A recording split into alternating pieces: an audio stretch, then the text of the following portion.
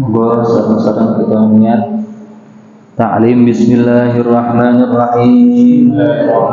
Nawaitu ta'alluma wa ta'lim wa tadhakkura wa tadhkir wa naf'a wal intifa' wal ifadata wal istifadah wal hatha ala tamassuki bi kitabillah wa sunnati rasulih sallallahu alaihi wasallam wa du'a ila al-huda wa dalalata ala al-khair ibtigha'a wajhillah wa mardatihi wa qurbihi wa thawabihi subhanahu wa ta'ala.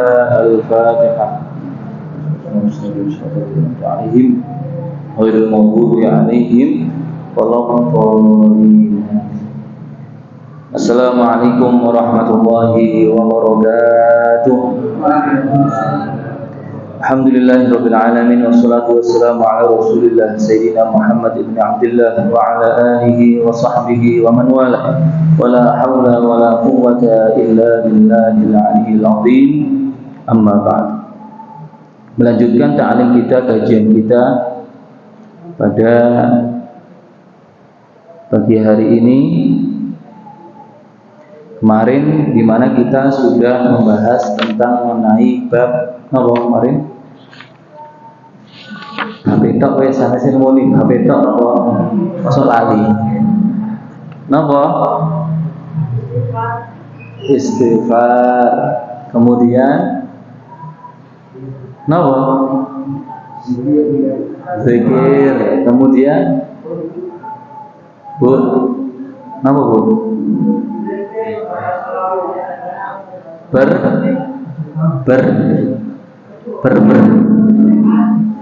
Berdoa, berdoa, istighfar, zikir, dan membahas Al-Qur'anul Karim. Apa yang panjenengan ingat bacaan kemarin? Sing paling dieling napa? Napa sing paling diingat? Mojo siapa orang yang mencintai Al-Ikhlas surat Al-Hu, maka ribuan malaikat akan menjadi makmum untuk orang tersebut, mensolati orang tersebut. Pada kali ini, pada pagi hari ini, kita akan membahas tema yang berjudul As-sidqu was-shadaqah. Napa? As-sidqu was-shadaqah. Dua bab secara ringkas insyaallah. Qala Syekhuna al-Mu'allif rahimallahu ta'ala wa nafa'ana bihi wa bi'ulumihi wa bi'ulumikum fid dharain amin ila an qala faslun fi sidqi was-shadaqah. Pasal bab mengenai bertema as-sidqu, yaitu jujur, yaitu kejujuran. Yang kedua as-shadaqah. Napa as-shadaqah? Shadaqah. Nah, ini gitu. Bahasa Arab itu betapa pentingnya harus kita pahami dan kita ketahui. Beda satu huruf atau kurang satu huruf atau lebih satu huruf itu maknanya berbeda. Titiknya satu, titiknya dua, mboten enten titik dan berbeda maknanya. Di sini adalah as-shadaqah, sanes shadaqah. Lek bahasa Arab shadaqah. Mboten dalil itu mboten enten alif. Lek shadaqah artinya beda, yaitu artinya adalah berteman. Napa? Berteman, pertemanan. Kalau as-sidqu yaitu kejujuran. Qala alaihi salatu wassalam, bersabda baginda Nabi Muhammad sallallahu alaihi wasallam kepada Sayyidina Ali, ya Ali, usduq wa in darraka fil ajil fa innahu yanfa'uka fil ajil Wahai Ali, berkatalah jujur, jangan berbohong. Walaupun dengan engkau berkata jujur itu, engkau di dunia mendapatkan resiko yang bahaya. Walaupun kita berkata jujur tapi memiliki resiko di belakang nanti, yaitu sesuatu yang berbahaya, maka tetaplah engkau berkata jujur. Walaupun di dunia engkau akan mendapatkan resiko. Fa innahu yanfa'uka fil ajil. Akan tapi dengan kejujuran itulah dapat memberikan manfaat kepadamu nanti di akhirat. Wa inna wala takdzib. Yang kedua pesan Rasulullah kepada Sayyidina Ali, wala takdzib, jangan berbohong. Apa Bu? Jangan berbohong. Sanes jangan tahu, jangan asem, jangan kotor. Masak apa jenengan manggil kula? Jangan apa? Jangan berbohong.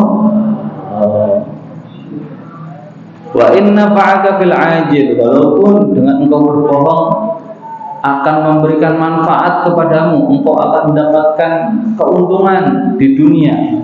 Sesungguhnya fa innahu yadurruka fil ajil. Akan tapi resiko daripada berbohong nanti di akhirat, engkau akan mendapatkan siksa dan azab, sesuatu yang tidak engkau inginkan karena dengan berbohong. Walaupun kita berbohong sekarang, langsung kita mendapatkan faedah dari berbohong itu tadi. Contohnya dengan kamu dengan Satya nopo. Bu, dengan Satya nopo. Sembako. Apa Satya nopo? Cilok enten. Satya nopo klambi, Satya onderdil, Satya nopo? Es krim sembarang Satya nopo. Jangan sampai berbohong. Oh, ini barangnya bagus ini, kiriman luar negeri, padahal boten.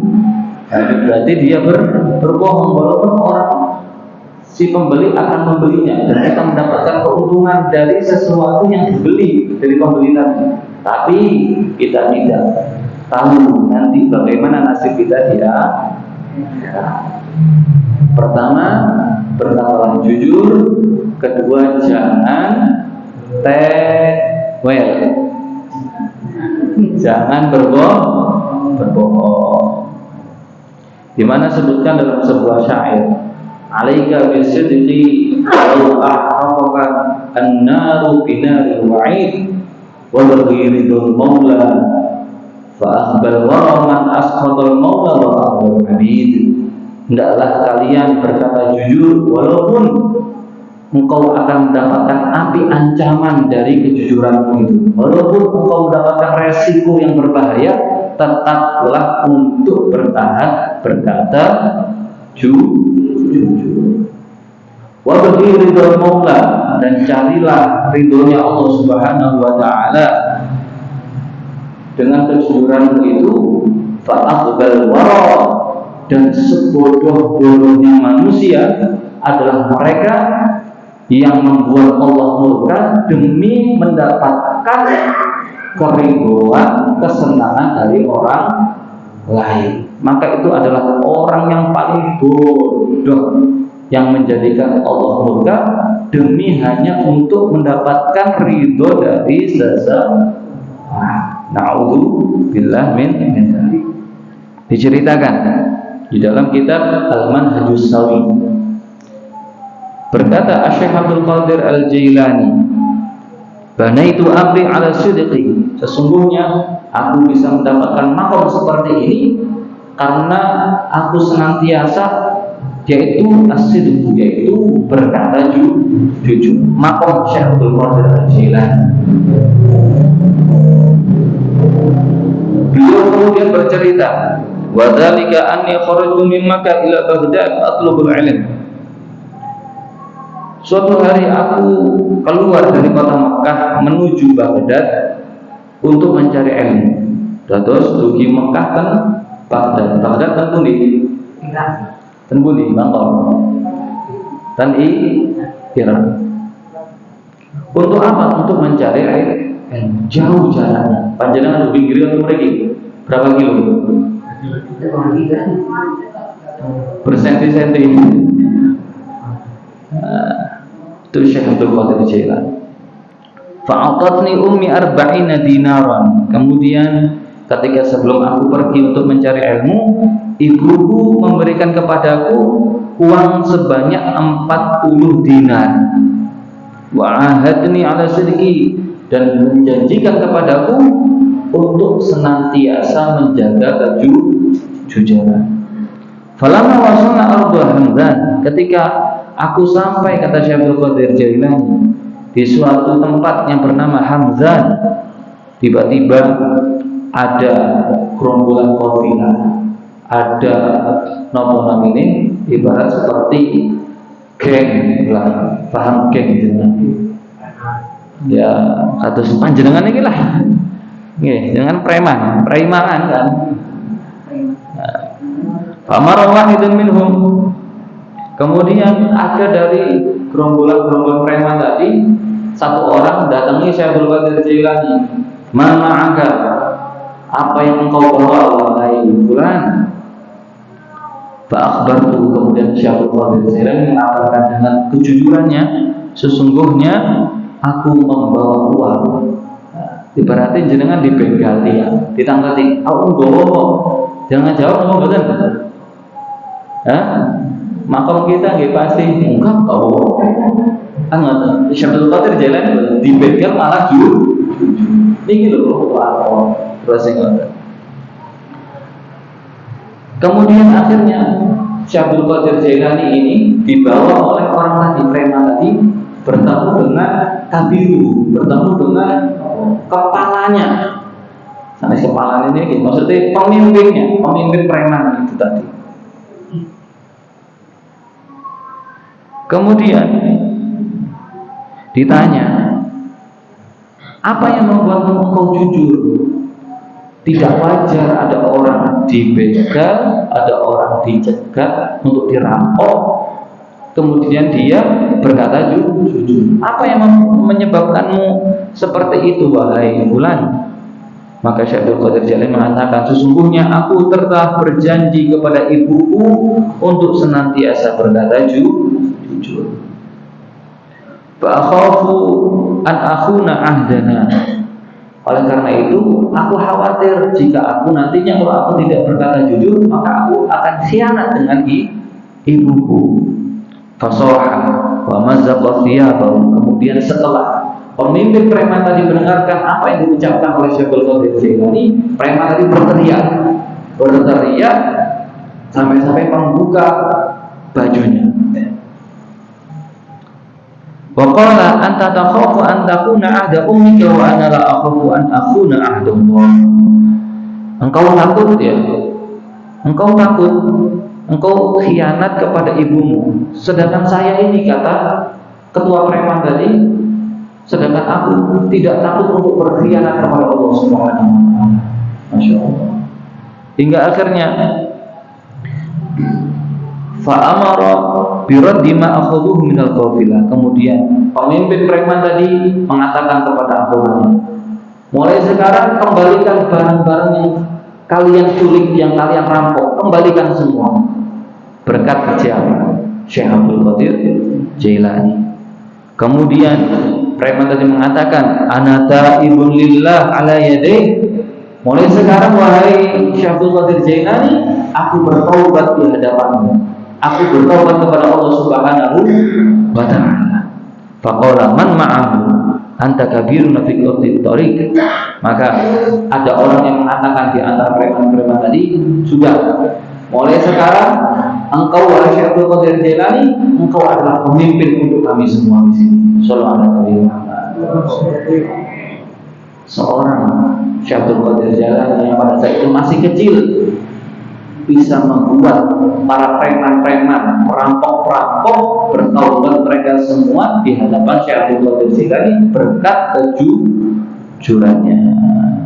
Kemudian fatahu jami'an, kemudian para preman tadi, perampok tadi semua bertobat kepada Allah Subhanahu wa taala diberkati sidq, dengan keberkahan jujur. Itu Syekh Abdul Qadir Jilani.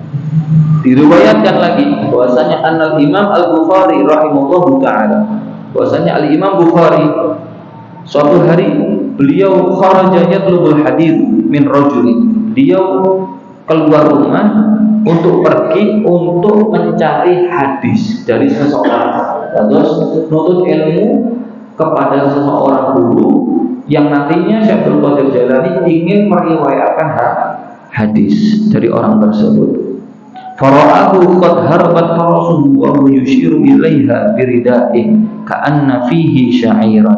Kemudian ketika sesampainya di orang tersebut, Syekh Abdul Qadir Jilani melihat kudanya seseorang tadi itu kabur pergi. Ketika kudanya kabur, si pemilik tadi itu karena tahu kudanya kabur, si pemilik itu tadi seperti membawa makanan agar kudanya tadi itu tidak menjadi kabur. Tapi hakikatnya sesuatu yang dia bawa itu ternyata bukan makanan.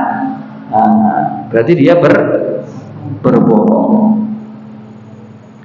Kemudian Syekh Abdul Qadir mengatakan kepadanya, "Wahai fulan, apakah yang kau bawa benar itu makanannya kuda?" Maka orang tadi mengatakan, "Tidak, wahai Syekh Abdul Qadir Jilani, melainkan aku ingin agar gimana caranya kuda-kuda itu tidak kabur sehingga aku menipu kuda itu." Kemudian Syekh Abdul Qadir Al-Imam Bukhari rahimahullah ta'ala mengatakan, "La aqul haditha amman yakdzibu 'alal bahaim." Al-Imam Bukhari mengatakan setelah itu, aku tidak akan mengambil riwayat hadis dari seseorang yang berbohong kepada hewan. Saudara Nabi Muhammad, bukan kepada manusia, melainkan kepada hewan. Tidak mau menuntut ilmu, apalagi dia itu suka berbohong kepada orang lain. Berbohong kepada hewan saja Syekh Al-Imam Bukhari tidak mau menuntut ilmu kepadanya. Bagaimana kalau dia itu berbohong kepada orang lain?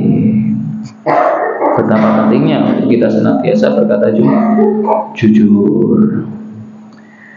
Diriwayatkan dari Ummi Kulthum radhiyallahu anha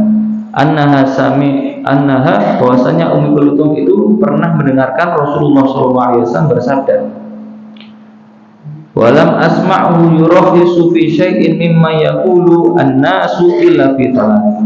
Berkata Ummu Kulthum bahwasanya aku tidak pernah mendengarkan dari Rasulullah SAW yang Rasulullah tadi itu memberikan keringanan di dalam sesuatu, maksudnya untuk berkata berkata jujur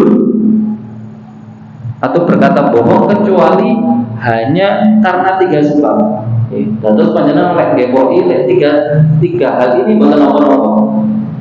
Sebagaimana dikatakan oleh Ummu Kulthum. Apa yang pertama? Yang pertama adalah ketika al-harb, ketika adanya peperangan. Contohnya panjenengan pada saat sekarang jenengan perang. Ketika perang ada musuh datang. Musuh ini mencari pemimpin panjenengan. Di mana pemimpin panjenengan? Saya ingin membunuhnya. Jenengan kabarin nama mboten aja. Tapi terjadi bahwa yang kedua al-islahu bainan nas. Boleh kita berbohong jika tujuan kita berbohong untuk mendamaikan orang yang sedang berselisih. Contohnya ada A kali B. Ada orang yang ketiga C. C ini ingin mendamaikan A dan B. Gimana caranya? Si C datang ke orang, "Wahai A, bahwasanya ada salah dari si B. Si B mengatakan kamu tuh orang yang baik, kamu tuh orangnya seperti ini, seperti ini." Yang awalnya sangkaan si A tadi bahwasanya orang si B itu buruk, setelah ada kata-kata dari si C mengatakan kepada si A bahwasanya si B itu orang yang baik, sehingga tidak jadi berselisih. berselisih.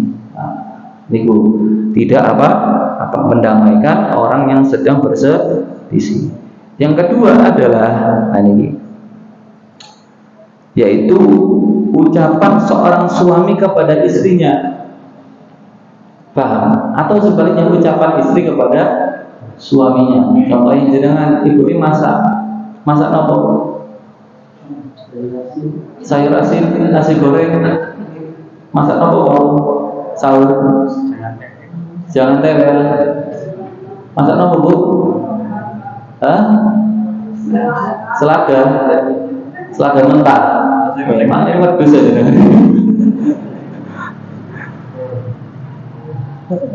Yaitu ketika istrinya membuat makanan, kemudian sang suami disuruh mencicipinya. Dia belum masak, Mas. Aslinya nggih mboten enak.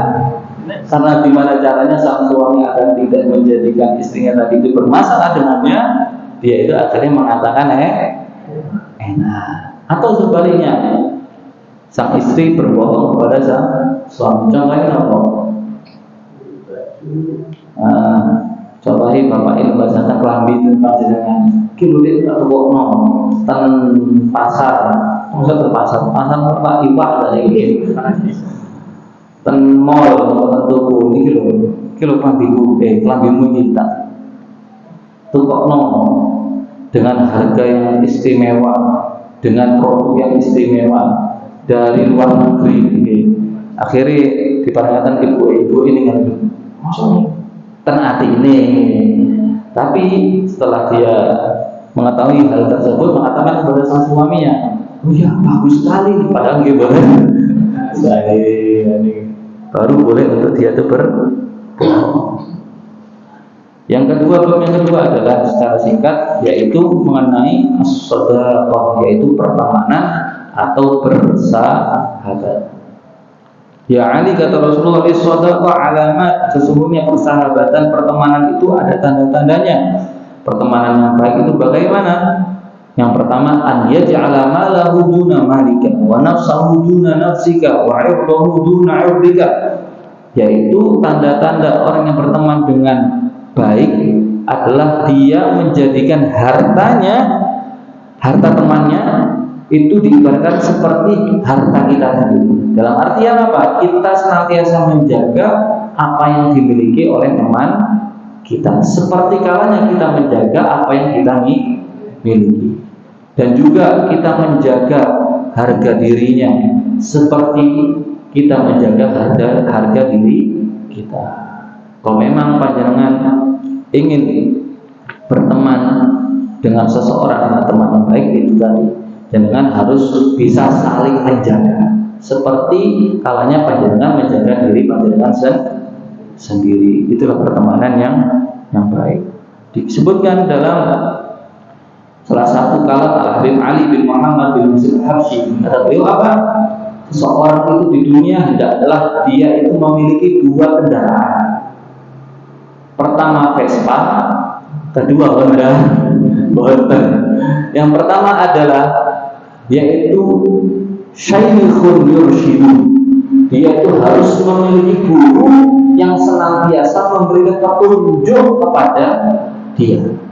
Yang kedua adalah akhun fillah yang sahih, yaitu dia harus memiliki saudara teman yang senantiasa menasehati dia. Maka dengan demikian, jika kita memiliki dua kendaraan ini, insya Allah kita akan diselamatkan di dunia dan akhirat. Terakhir, pernah Al-Habib Ali bin Muhammad bin Musa Al-Habsyi ditanya oleh seseorang, wahai Habib Ali, mana yang engkau pilih? Engkau duduk bersama gurumu atau engkau mendapatkan nikmat di surganya Allah? Mana yang engkau pilih, wahai Habib Ali? Panjenengan milihnya milih swarga, Mas. Nggih. Ingin swarga. Ya, mungkin langsung mati sedaya. Ingin swarga terus. Terus yang Habib Ali apa? Aku lebih memilih duduk bersama guruku, kenikmatan duduk bersama guruku daripada kenikmatan surga di sana. Karena apa? Sesungguhnya nikmatnya surga itu nanti aku akan dapatkan setelah aku meninggal. Akan tapi kenikmatan aku duduk bersama guruku aku dapatkan semenjak aku di dunia masih hidup sampai nanti di surga Allah Subhanahu wa taala. Itu Al-Habib Ali Al-Habsyi. Semoga Allah Subhanahu wa taala menjadikan diri kita menjadi diri yang saling menjaga satu dengan yang lain, menjadi diri yang saling menjaga akan kehormatan satu dengan yang lain, menjaga kemuliaan diri setiap kita dengan yang lain, dan semoga Allah Subhanahu wa taala jadikan perkumpulan kita ini sebagai pertemanan, perkumpulan yang membuahkan keridhaan Allah Subhanahu wa taala. Amin ya rabbal alamin.